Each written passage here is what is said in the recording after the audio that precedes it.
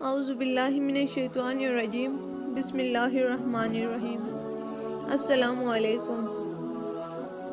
آج میں آپ کے ساتھ بہت ہی حیرت انگیز اور دلچسپ واقعہ بیان کروں گی۔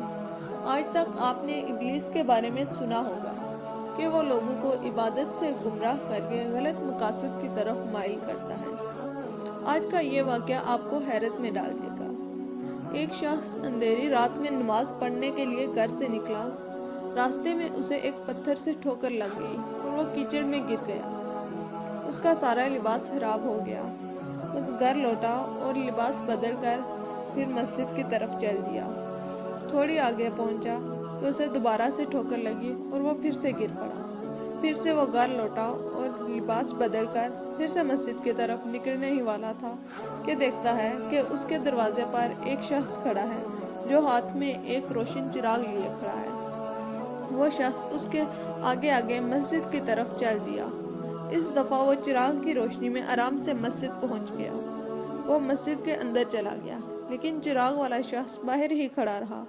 جب نمازی نماز ادا کر کے باہر نکلتا ہے، دیکھتا ہے کہ چراغ والا شخص اس کا انتظار کر رہا ہے تاکہ وہ چراغ کی روشنی میں اسے گھر چھوڑائے۔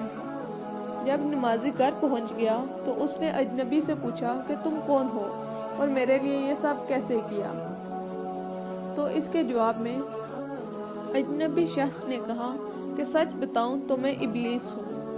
اس کا جواب سن کر نمازی حیران ہو گیا اور وہ سوچنے لگا کہ ابلیس، اگر یہ ابلیس ہے تو یہ سب کچھ میرے لیے کیوں کر رہا ہے؟ اسے تو خوشی ہونی چاہیے کہ میری نماز چھوٹ جائے گی۔ اس نے ابلیس سے بھی یہی کہا۔ تب ابلیس نے جواب دیا جو سن کر آپ بھی حیران ہو جائیں گے۔ ابلیس نے کہا، جب تمہیں پہلی دفعہ ٹھوکر لگی تب اللہ نے تمہارے سارے گناہ معاف کر دیے۔ جب تمہیں دوبارہ ٹھوکر لگی تب اللہ نے تمہارے پورے خاندان کے گناہوں کو معاف فرما دیا۔ اب مجھے فکر ہو رہی ہے کہ کہیں تمہیں اگر تیسری دفعہ ٹھوکر لگ جائے تو کہیں اللہ تعالیٰ تمہارے پورے محلے والوں کے گناہوں کو معاف نہ فرما دے۔ اس لیے میں چراغ لے کر آیا تاکہ تمہیں تیسری ٹھوکر سے بچا سکوں۔ یہ سنتے ہی نمازی نے سر جھکا کر اللہ کا شکر ادا کیا۔ تو دیکھیں اللہ کی شان، اگر کوئی شخص اللہ کی طرف ایک قدم بڑھاتا ہے تو اللہ تعالیٰ اس کے 70 گنا زیادہ قریب ہو جاتا ہے۔